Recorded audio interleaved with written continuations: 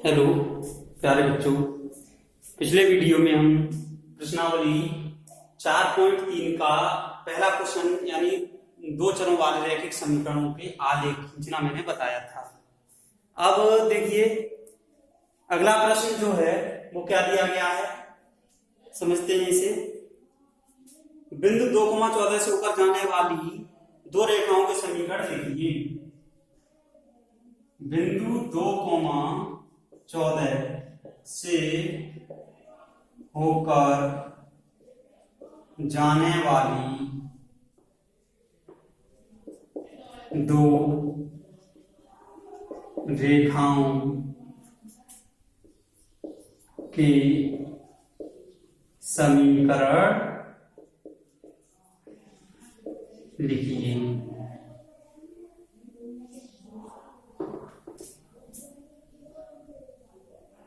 इस प्रकार की और कितनी रेखाएं हो सकती हैं?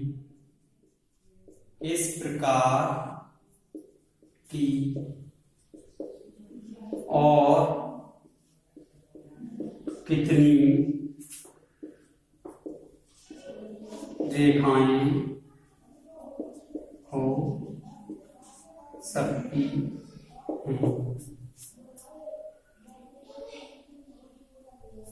और क्यों?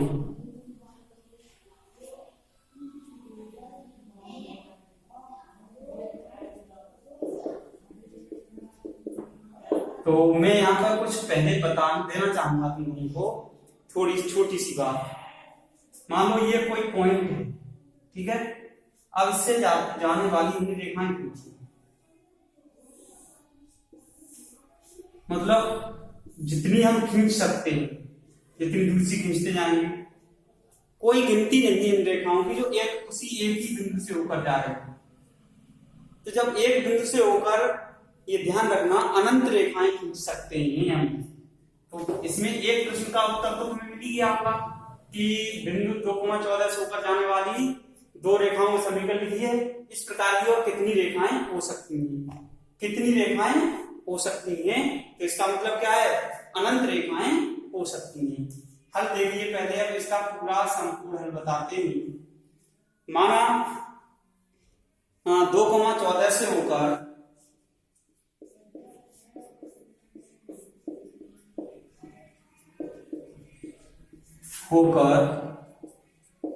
जाने वाली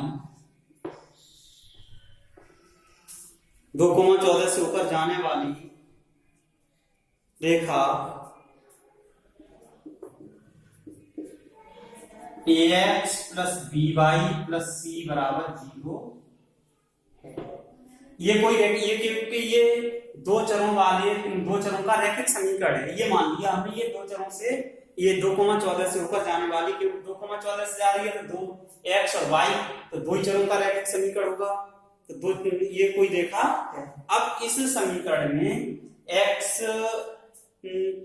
बराबर 2 और y बराबर 14 रखने पर,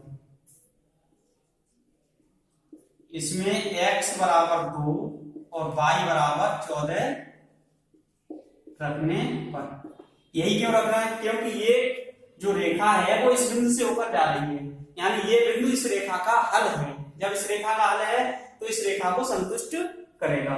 तो रख दीजिए भाई, तो 2a हो जाएगा प्लस 14b + c = 0। अब यहाँ पर जो abc है वो स्वेच्छाचर है।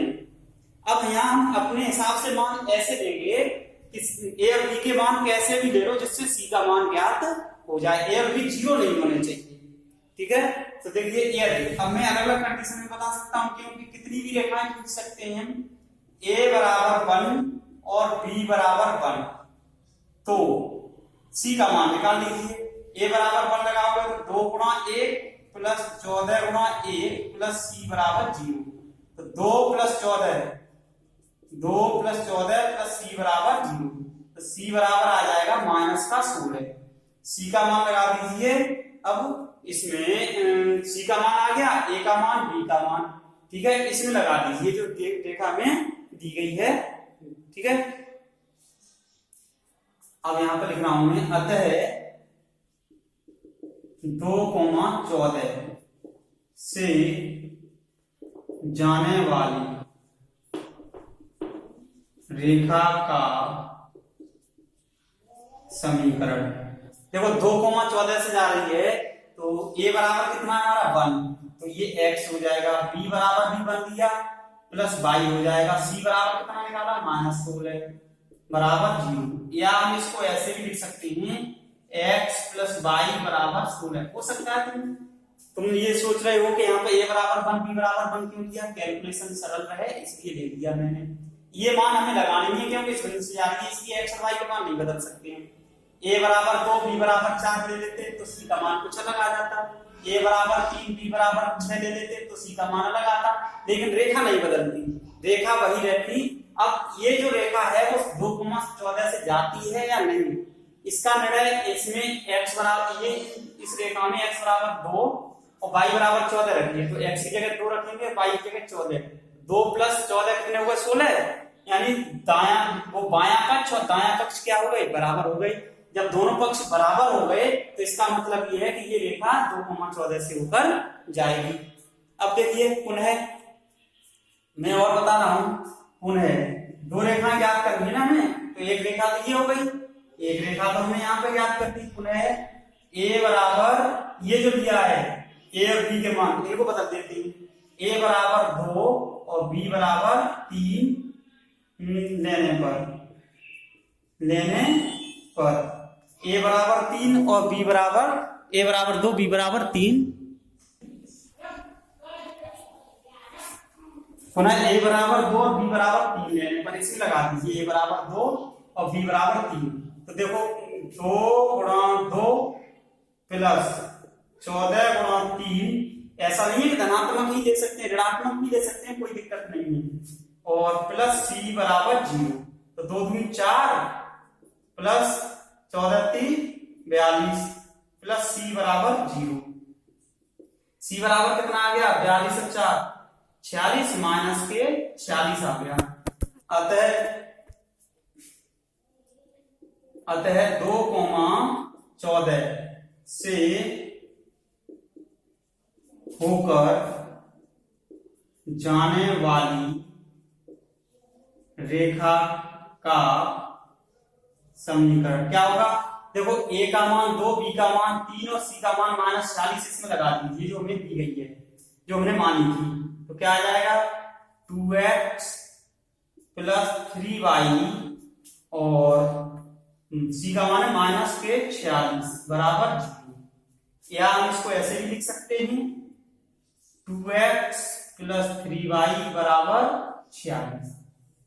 ये दो रेखाएं पूछी थी और इस प्रकार की अनंत रेखाएं हम खींच सकते हैं, ये ध्यान रखेंगे। तो मैं इधर लिख दे रहा हूं, अब ये ध्यान रखेंगे। ये है अगला, उसके बाद का पार्ट है ये, यहां से यहां तक तो हमने दो रेखाएं खींची थी वो निकाल दी, उत्तर मैच नहीं करेंगे क्योंकि इनके मान बदलने पर बस ये देखना है कि ये जो रेखाएं हैं वास्तव में 2,14 से जाती है तो सही है। अब हमें क्या लिखना है, भाषा लिखनी है थोड़ी सी।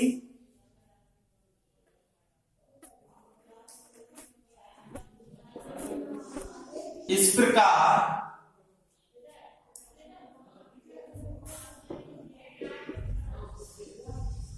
किसी बिंदु, या ये कहें कि हम बिंदु 2,14 से जाने वाली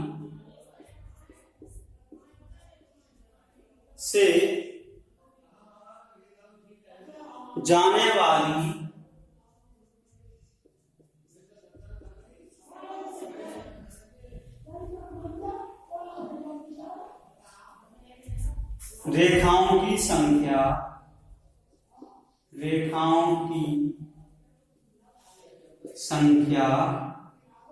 अनंत होगी, यानी एक बिंदु से होकर अनेक रेखाएं, अनेक अपरिमित रूप से हम रेखाएं खींच सकते हैं। मैंने पहले ही बता दिया था शुरू में आप लोगों को, क्योंकि एक बिंदु किसी कागज रेखा की स्थिति निर्धारित नहीं करता, क्योंकि एक बिंदु किसी सरल रेखा की स्थिति निर्धारित नहीं करता है, निर्धारित नहीं करता।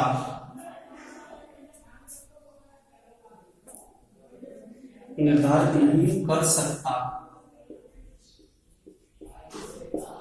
ये जो प्रश्न पूछा है उसका पूरा उत्तर हो गया। और इसमें थोड़ा सा बता दूं, क्योंकि किसी भी रेखा की स्थिति निर्धारित होने के लिए कम से कम 2 बिंदुओं की आवश्यकता होती है, इसलिए एक बिंदु किसी भी सरल रेखा की स्थिति को निर्धारित नहीं करता है। अतः उससे होकर हम अनंत या परिमित रूप से अनेक रेखाएं खींच सकते हैं। तो ये हो गया प्रश्न नंबर 2 तुम्हारा कंप्लीट हो गया। इसका स्क्रीनशॉट ले लीजिए।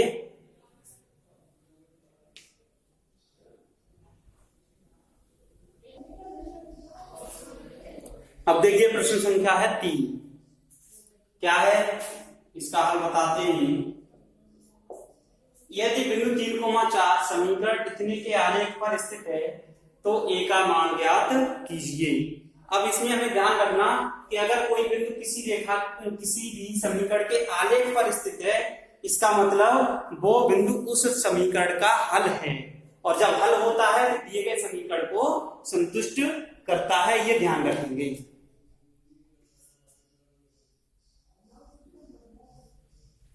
तो देखिए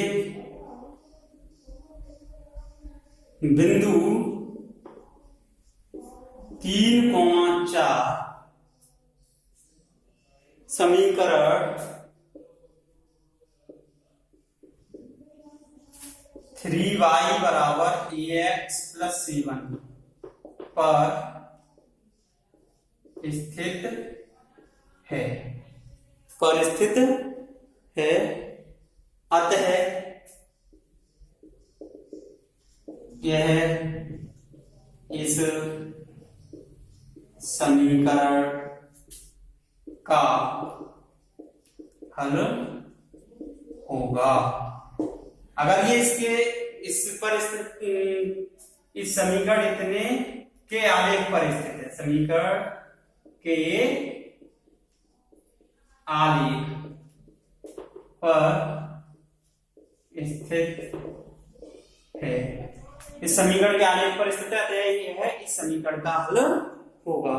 जब हल होगा तो समीकरण 3y बराबर ax + c1 में क्या करना है, x बराबर 3 और y बराबर 4 रखने पर का हल होगा। अतः समीकरण इतने में हमें x बराबर 3 और y बराबर 4 रखना है, तो 3 × 4 बराबर a × 3 और +7, तो 3 चौक 12 बराबर 3 और 1 का गुणा 3a +7, 7 को इधर भेज दीजिए, तो 3a बराबर हो जाएगा 12 - 7, 3a बराबर हो गया 12 में 7 गए 5, और a बराबर हो गया 5/3, a बराबर 5/3 हो गया। ये इसका उत्तर हो गया। इसका स्क्रीनशॉट ले लीजिए।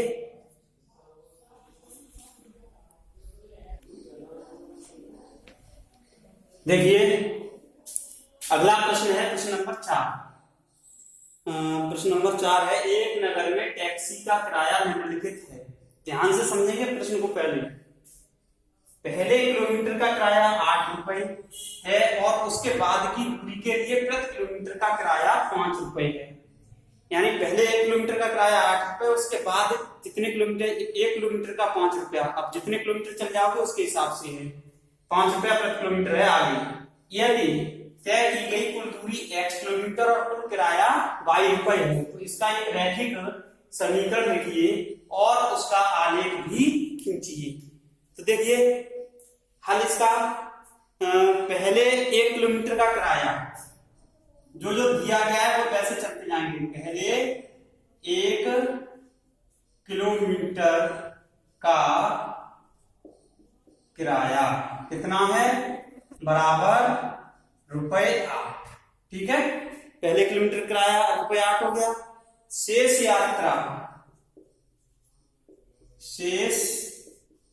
यात्रा का प्रति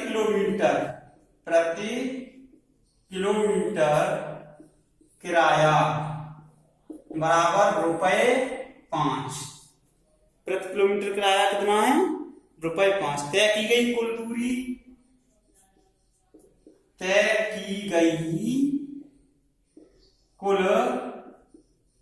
दूरी, इसमें साफ लिखा प्रति किलोमीटर किराया कितना है? ₹5। तय की गई कुल दूरी कितनी है? x kilometre. ठीक है, x किलोमीटर हो गई। अब तब x किलोमीटर की यात्रा का किराया, तो x किलोमीटर दूरी की यात्रा का कुल किराया बराबर, कुल किराया कितना है भाई? एक पहले किलोमीटर का कितना है हमारा?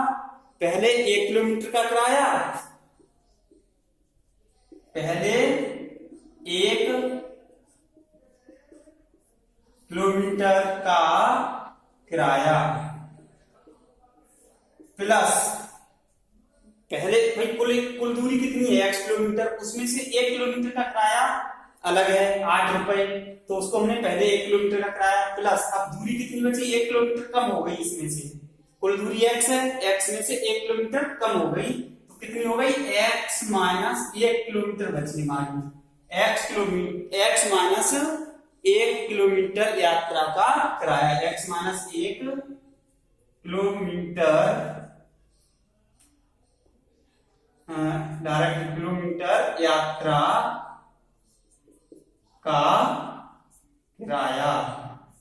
तो देखिए कुल किराया कितना दिया गया है हमें? कुल किराया है x किलोमीटर कुल दूरी है, कुल किराया है ₹22। तो कुल किराया की जगह तो हम लिख देंगे 22 बराबर पहले किलोमीटर का किराया कितना है? 1 किलोमीटर का ₹8 प्लस अब शेष जो यात्रा है x माइनस 1 किलोमीटर, उसका किराया है ₹5। तो 22 बराबर 8 प्लस 5 का गुणा कर दो, 5x माइनस 5, 22 बराबर हो जाएगा 5x प्लस 3। ये रैखिक समीकरण होगा x और y में। यह x तथा y में रैखिक समीकरण। अब इसका आलेख तुम्हें स्वयं बनाना है, यहां मैं लिख दे रहा हूं, आलेख स्वयं बनाएं, आलेख स्वयं बनाएं, क्योंकि मैं बता ही चुका हूं कि आलेख में कैसे बनाने। ठीक है, आलेख स्वयं बनाना है इसका। तो ये हो गया तुम्हारा प्रश्न नंबर 4।